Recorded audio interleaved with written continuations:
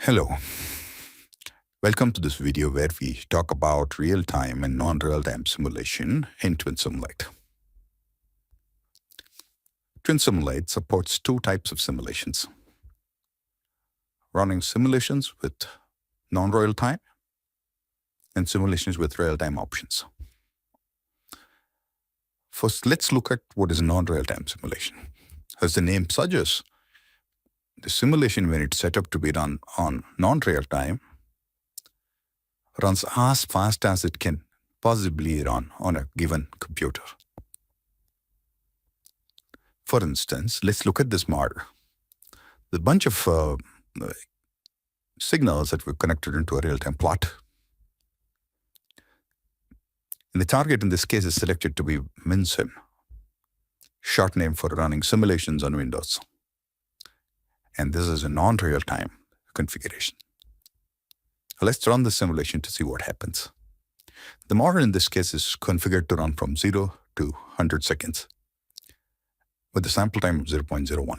So it's running discrete time and taking a fixed stop at 0.01 and running to completion to about 100 seconds. Let's simulate this. Once we simulate this diagram, the diagram runs as fast as it can and then produces the results. So as you can see here, we could run the simulations up to 100 seconds and you try and as quickly as possible.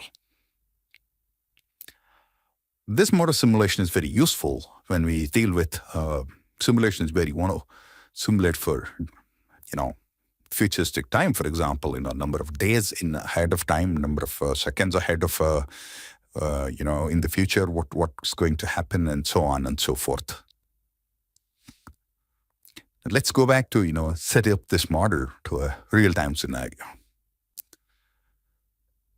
Let's go to the menu, which is called the target.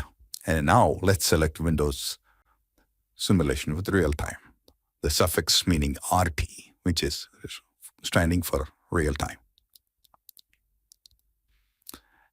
Now, once we run the simulation, what we expect is the simulation runs at wall clock time. So let's reduce the time to be, let's say, about 10 seconds, and then run the simulations. What needs to happen now is the simulation starts to run in actual wall clock time. As you can see, the simulation runs, but exactly takes about 10 seconds to finish. And that's it.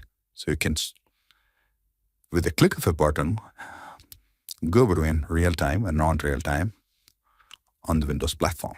We can also do that for Linux as well. And that's for another day. Thank you for watching this video. Stay tuned for the next video tutorial.